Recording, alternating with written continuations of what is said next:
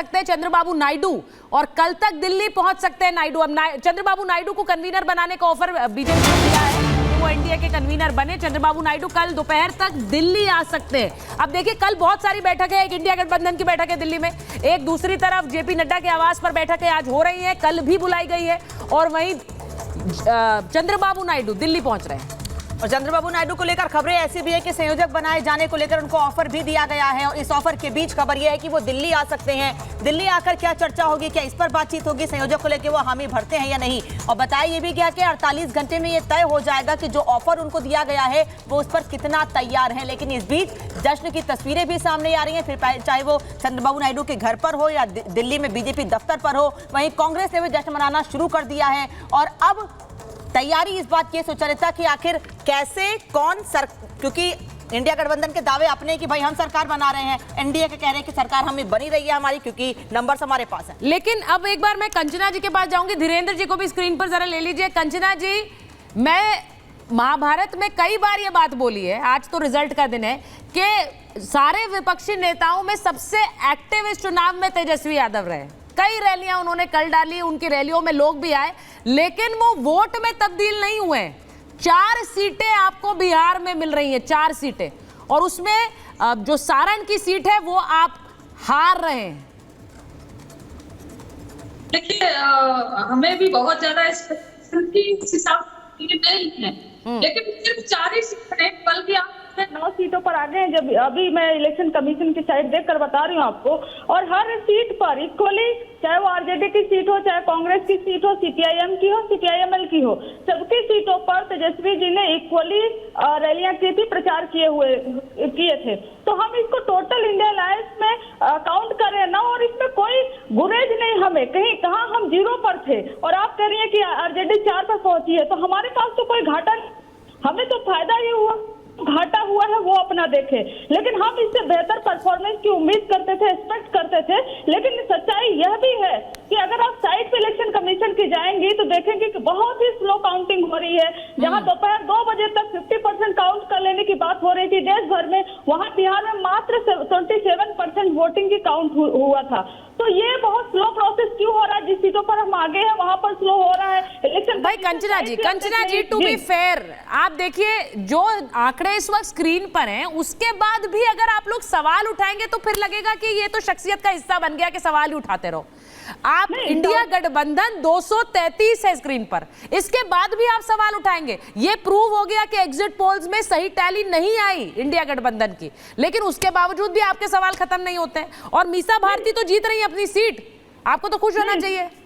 सवाल क्यों खत्म हो जाए, और सवाल भला खत्म होने क्यों चाहिए? पूरे इलेक्शन प्रोसेस में हमने देखा, पूरे इलेक्शन हमें कहीं भी लेवल प्लेइंग फील्ड नहीं दिया गया था, बावजूद इसके हमने फाइट किया। यूपी का हाल आप देख रही है, पूरे देश भर में हम जिस तरह से 235 पर आए, और हमें उम्मीद है कि इलेक्शन रिजल्ट पूरा जब डिक्लेयर होगा तो ये सीटें हमारी और भी बढ़ेंगी।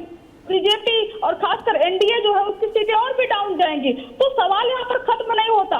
पूरे चुनाव प्रोसेस में एक चुनाव का जब वायलेशन हुआ, गाइडलाइन का जब वायलेशन हुआ, और हमने कंप्लेन लगातार करते रहे, और हर चीज के लिए हमें लड़ना पड़ा, चाहे वो इलेक्शन रैली में कुछ भी बोल देते हो, उनके कैंडिडेट कुछ भी बोल देते हो, उसके लिए हमें लड़ना। देखिए मैंने फिर भी कहा, देखिए कंचना जी, मैंने पहले भी कहा, अनामिका, आज के दिन जो टैली है वो स्क्रीन पर है। जो बड़ी लीड्स हैं या फिर जहां जीत रहे हैं वो एक्सेप्ट करना होगा, वो बीजेपी को भी एक्सेप्ट करना होगा, क्योंकि सामने है। अगर समाजवादी पार्टी तीसरे नंबर की पार्टी उभर रही है तो बीजेपी के लिए यूपी में ये घाटा है, और उसको सोचना पड़ेगा कि ये घाटा क्यों है। शाजिया इल्मी जी हमारे साथ जुड़ गई हैं। शाजिया जी, जरा बता दीजिए, आप लोगों के लिए यूपी इस वक्त सबसे बड़ा कंसर्न बनकर उभर रहा है, जहां पर समाजवादी पार्टी ने आपको टॉपल ओवर कर दिया है।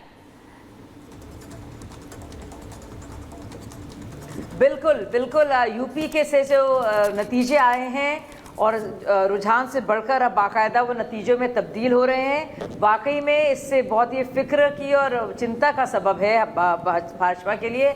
और मैं इस बात से बिल्कुल भी इधर उधर नहीं भागूंगी, और हम लोग को सोचना पड़ेगा। और हम लोग, देखिए, भाजपा ऐसी पार्टी है कि अगर हम लोग जीतते हैं, हारते हैं, पूरी जिम्मेदारी लेते हैं। सबसे पहले ना तो इलेक्शन कमीशन पर आक्षेप लगाते हैं, ना ईवीएम का रोना रोते हैं, हम लोग पूरी तरह से उसकी जिम्मेदारी लेते हैं। तो जहां हमने अच्छा किया है उसकी जिम्मेदारी लेते हैं, जहां हमसे और हम बेहतर कर सकते थे उसकी भी जिम्मेदारी हम लोग लेंगे। और मुझे लगता है क्योंकि इतने आंकड़ों का फर्क है और उम्मीदों से कई कम हमारी सीटें आई हैं उत्तर प्रदेश में, जाहिर सी बात है एक बहुत गहन समीक्षा की इसमें ज़रूरत है।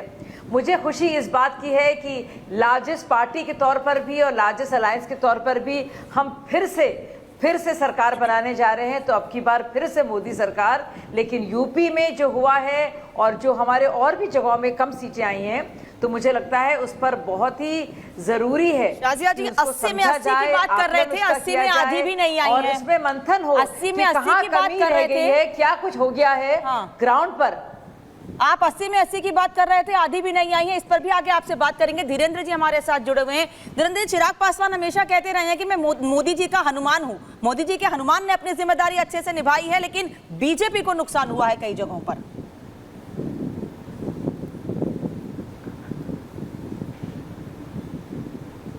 धीरेन्द्र जी को आवाज आ रही है? उनकी आवाज शायद नहीं आ रही हम तक। भारतीय जनता पार्टी के लोग, हाँ बोलिए बोलिए बोलिए धीरेन्द्र जी बोलिए। आवाज नहीं जा रही है क्या? आ रही है धीरेन्द्र जी बोलिए।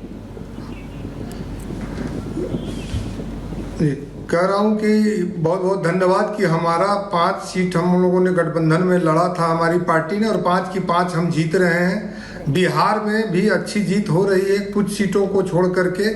उत्तर प्रदेश में भारतीय जनता पार्टी की सीटें थोड़ा कमी है, तो भारतीय जनता पार्टी इस पर गहन चिंतन करेगी और बराबर काम करने वाली पार्टी है।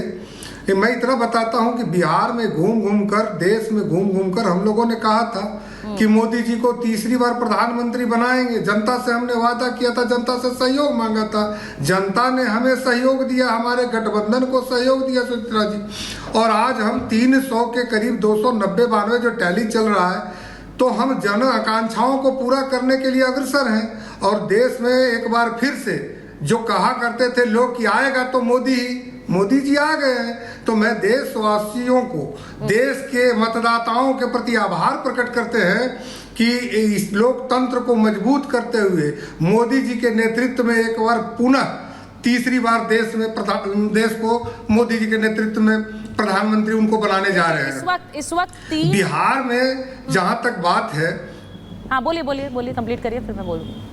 जी नहीं, बिहार में जो हम लोगों की जीत हुई है, तो 4-5 सीट मिली है। आरजेडी को 4 सीट बता रहे हैं तो, और 2-3 सीट, ये कोई मुद्दे की जीत नहीं है। ये सिर्फ जातीय समीकरण को देख करके किसी के अगर कहीं पे घर में आग लगे, वहां पे ये रोटी बना करके और बोल रहे हैं कि देखो रोटी कितनी अच्छी बनी है, ये कोई मुद्दे की जीत नहीं है। यही चीज उत्तर प्रदेश में हुआ है जो पीडीए का हुआ है। अगर हमारे कोई इंडिया में मजबूती से कोई कास्ट खड़ा था, उसके जाति का वहाँ पे टिकट दे करके अपने लोगों को थोड़ा कम करके दिया, उसी का ये फलाफल आया है। और बिहार में तो आदरणीय नीतीश कुमार जी के प्रति बिहार में जो लोकप्रियता उनकी है वो भी दिख गया है। आदरणीय चिराग पासवान जी के नेतृत्व में लोकप्रियता उनकी दिखी है, आदरणीय जीतन मांझी जी के। तो गठबंधन के सारे नेताओं के प्रति बिहार के लोगों में जो प्रेम है, फोन भी चला गया, उसका प्रकटीकरण हुआ है। खबर तो ये